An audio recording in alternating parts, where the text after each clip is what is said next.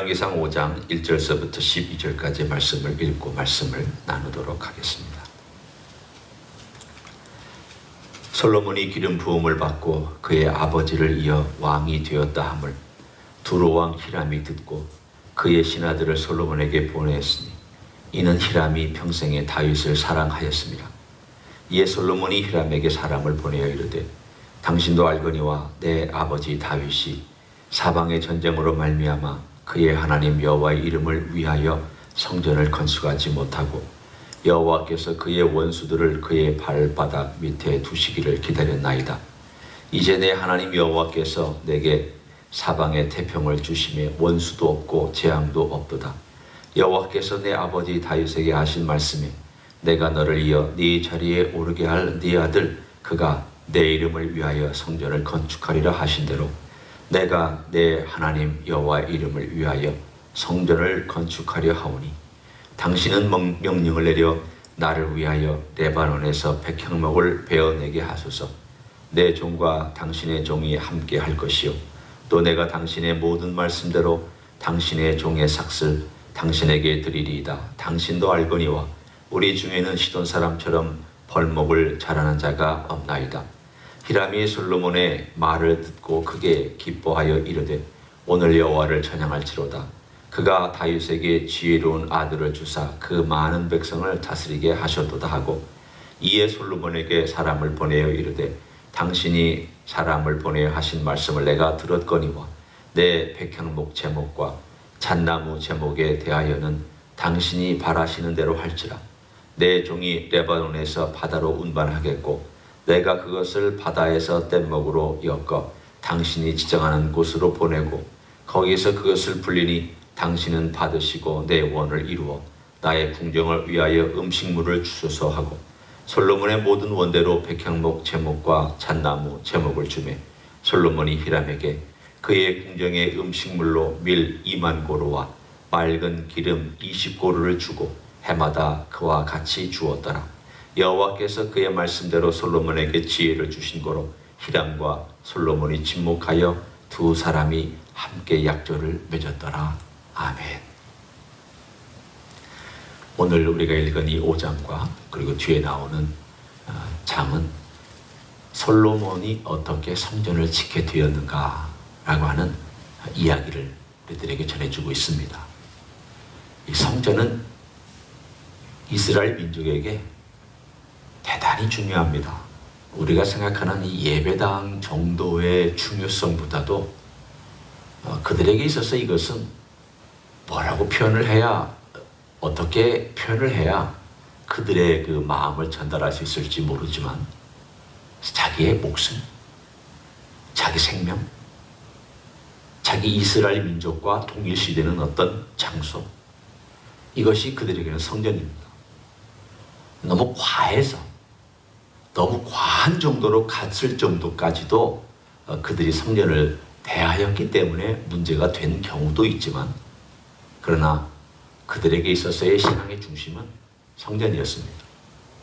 바로 그 성전이 지어진다는 것은 그 전에도 바랐던 바였고 그 후에도 성전은 늘 그들의 중심에 있었을 뿐만이 아니라 나중에 성전이 파괴된 다음에도 그들의 마음속에는 늘 성전이 자리를 잡고 있었습니다. 마치 일종의 영적인 고향인 거죠.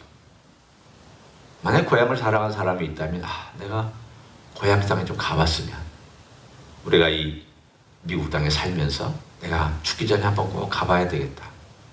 그러니까 예를 들면 그런 마음이 한 100배, 1000배, 10,000배나 더 강화되어 있는 마음이라고 생각하시면 됩니다. 오늘 그 성전의 중요성을 몇 가지로 나누고 싶습니다. 성전은 하나님께서 지으라고 말씀하지 않았습니다. 하나님께서 다윗에게 성전 지어라 한 번도 명령하신 적이 없습니다. 하나님은 뭐라고 말씀하셨습니까? 다윗 네가 나를 위하여 성전을 짓겠다고 하는데 내가 그 마음은 받겠다. 그러나 내가 언제 너보고 성전 지어달라고 그러더냐? 내가 40년 동안 너희 백성과 함께 떠돌아다닐 때에 내가 내 천막에서 있었지만 나는 너희들에게 화려한 궁전과 화려한 성전을 지으라고 말한 적이 없다. 사실 하나님은 성전이 필요 없는 분입니다. 엄밀한 의미로 말하면. 왜냐하면 모든 것이 다 하나님의 것이고 이 지구가 하나님의 발등상이고 모든 것이 하나님께 속하였기 때문에 사실 하나님을 어디다가 우리가 가두어서 여기에만 하나님이 계신다, 여기에만 하나님이 있다라고 얘기할 수 있겠습니까?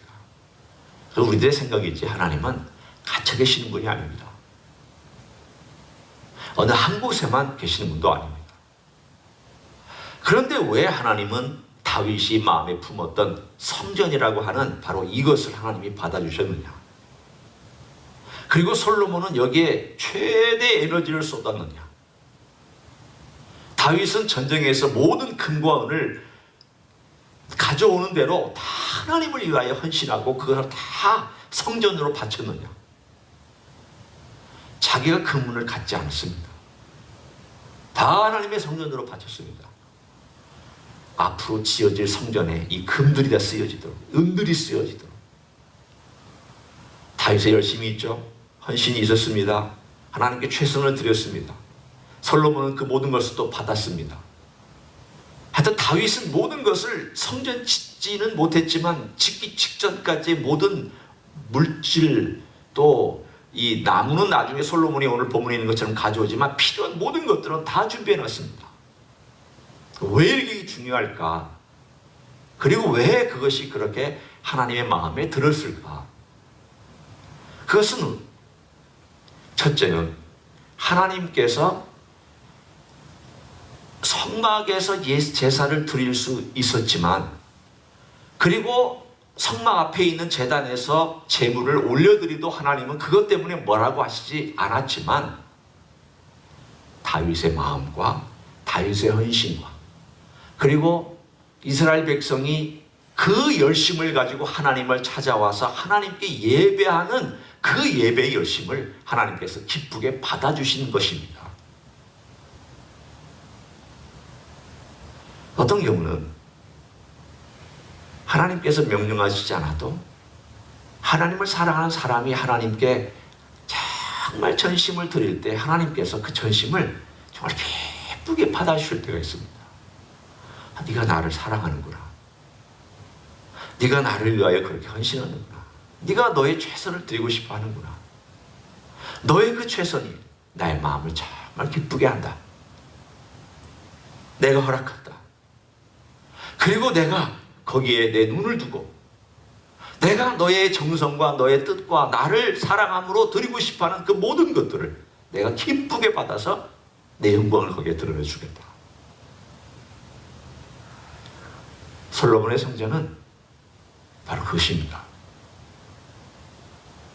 하나님이 명령하시지 않았던 성전이지만 오히려 다윗의 헌신과 사랑의 결정으로 그 생산물이 결과물로 오늘 본문에 나와 있는 내용이 바로 성전입니다. 하나님 얼마나 기쁘셨는지 다윗에게 블루프린트를 보여주셨습니다. 그 블루프린트는 하늘에 있는 하나님의 성전의 일종의 축소판입니다. 하나님 참 재미있으신 분이죠. 하나님이 요청하시지 않은 일인데 다윗이 성전을 짓겠다고 하니까 너는 짓지 못한다.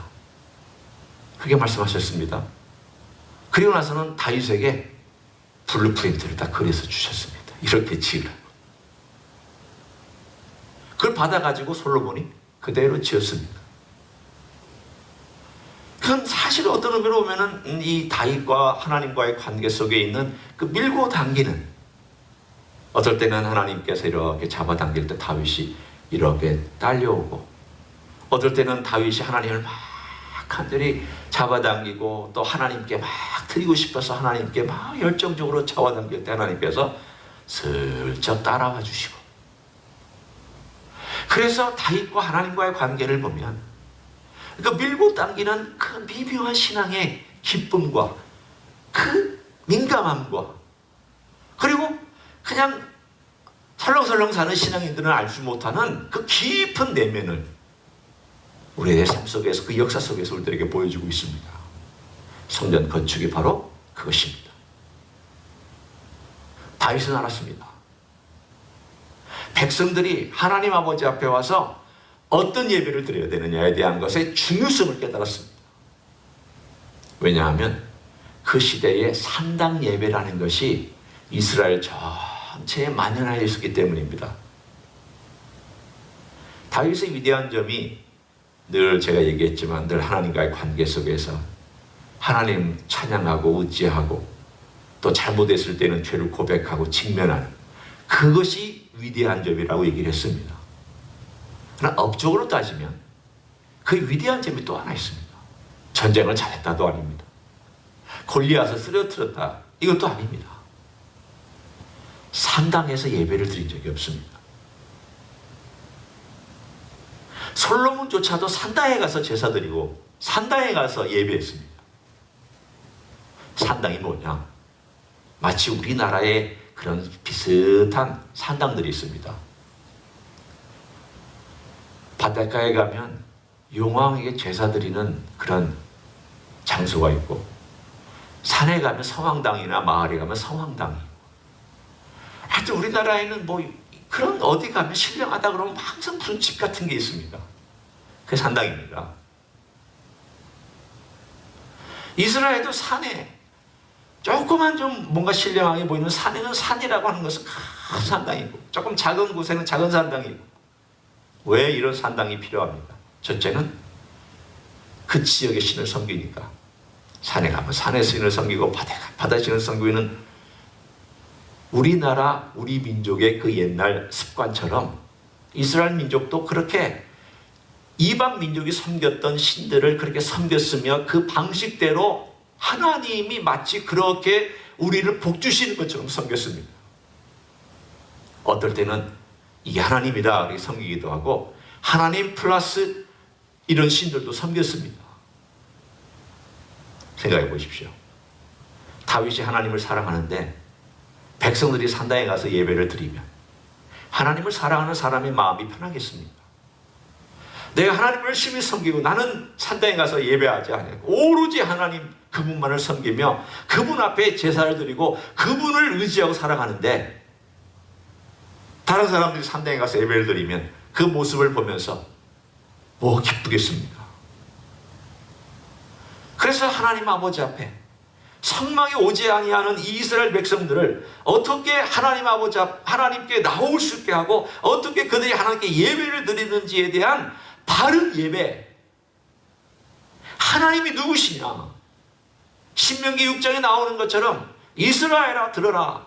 우리 하나님 여호와는 오직 유일하신 하나님, 여호와 유일하신 야훼이시니 유일하시다라고 하는 바로 그 유일한 성, 유일성. 다른 신은 없다. 오로지 여호와만 유일하시다. 그래서 그 유일한 하나님을 한 곳에서 섬겨서 바른 예배를 정립하고 바른 예배를 만들어가며 이스라엘의 신앙이 하나님을 제대로 섬기고 열심히 섬길 수 있는 영과 진리로 예배하는 것을 누가 정립하기 시작했느냐? 다윗이 정립했고 솔로몬이 그것을 완성시켰습니다. 제사장 24반차 누가 만들었느냐? 다윗이 만들었습니다. 그 이후에 계속되는 모든 성가대와 찬양대 누가 만들었느냐? 다윗이 만들었습니다. 악기 동원하는 거 누가 만들었느냐? 다윗이 만들었습니다. 하나님께 예배드리는 모든 블루프린트 하나님께 받아서 솔로몬에게 줬습니다. 그 위대함이 뭘까요? 하나님을 향한 마음의 열정의 위대함입니다. 영이 바로 그것입니다. 영과 진리로 예배할 때 그 영이란 내 내면의 모든 것이 하나님을 향하여 온전히 바쳐지고 온전히 드려지고 내 삶의 모든 것이 다 하나님께 그대로 갖다 바쳐지는 영이라고 하는 것은 내 내면을 의미합니다.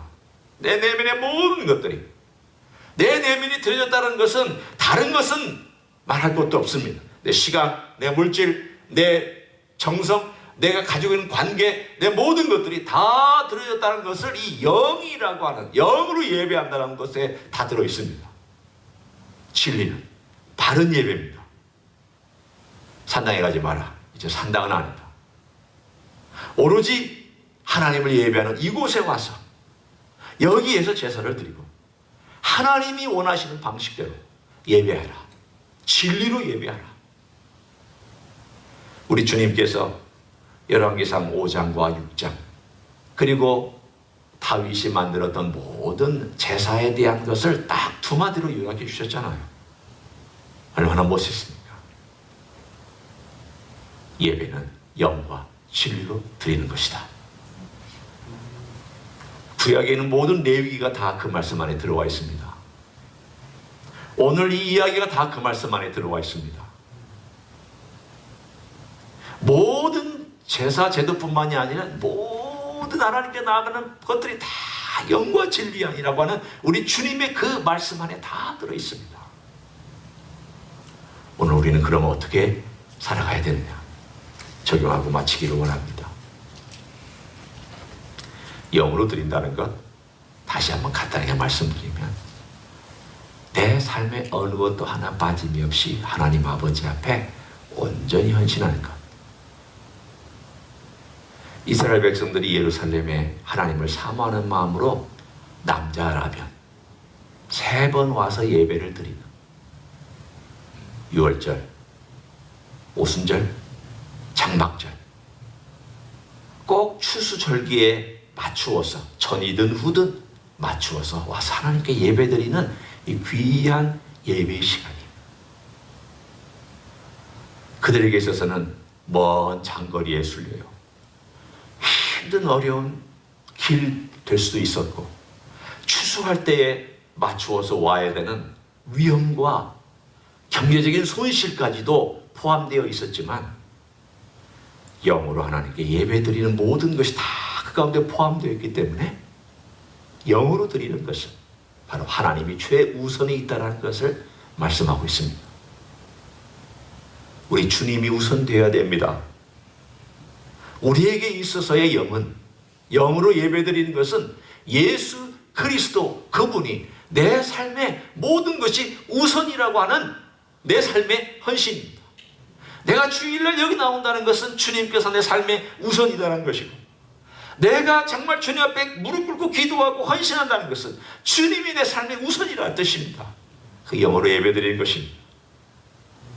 진리로 예배드리는 것은 바로 이제는 이 세상에 헛된 신학이나 잘못된 것들의 신학을 따라가지 아니하고 오로지 하나님께서 내게 주신 이 말씀 안에서 내가 어떻게 진리로 우리 주님을 만나는가, 진리 안에서 어떻게 주님을 배우는가, 헛된 세상의 잘못된 툭이나 영어나 산당의 예배를 따라가는 게 아니라 바른 예배를 따라가는 것, 눈에 보이는 것을 따라가는 것이 아니라 보이지 않는 하나님을 따라가, 이 세상의 멋진 출세를 따라가는 것이 아니라 우리 주님 십자가를 지시고 우리를 위하여 돌아가시고 고난 받으셨으니 너도 또한 내 뒤를 따를 때 너 자신을 부인하고 제 십자가를 지고 나를 쫓아라. 이것이 우리의 삶의 바른 예배의 모습인 줄로 믿습니다. 오늘 하루도 영과 진리로 예배하는 귀한 하루가 되시기를 예수님의 이름으로 간절히 축원합니다. 기도하겠습니다. 하나님 아버지, 다윗과 솔로몬은 예배의 중심이 있어야 된다는 것을 오늘 우리들에게 보여주었습니다. 우상을 숭배하고 산당에서 온갖 신들에게 자기의 필요성과 자기의 이익과 자기의 경제성과 자기의 기쁨과 자기의 쾌락을 위해서 제사를 드렸던 이스라엘 민족에게 그것이 아니라고, 그것은 잘못되었다라고 유일하신 하나님께 나와 하나님이 지정하신 방법으로 하나님께서 말씀하신 내용으로 예배를 드리라고 이렇게 성전 건축에 대하여 말씀해 주시니 감사합니다. 주님, 이제 우리는 어느 곳에든지 예배를 드릴 수 있지만, 그러나 교회로 모이게 하신 이 귀한 곳에서 우리 하나님께 예배하고, 또 언제 어디서나 주님께 겸손한 마음으로 무릎 꿇고 기도하며, 우리 주 예수 그리스도를 향한 바른 예배, 우리 주 예수 그리스도를 향한 온전한 예배, 전심을 드리는 예배, 그런 예배를 드릴 수 있도록 축복하여 주시옵소서. 그런 예배의 삶이 개인이 있을 때, 또 교회로 모일 때, 그리고 우리가 기도할 때, 어느 곳에든지 영과 진리로 예배하는 하나님의 백성이 되게 하여 주시옵소서.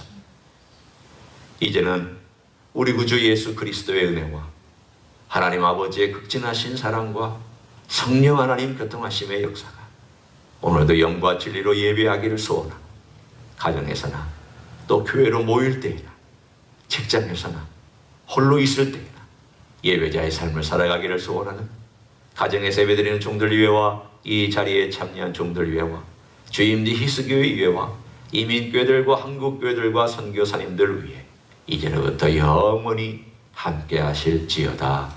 아멘.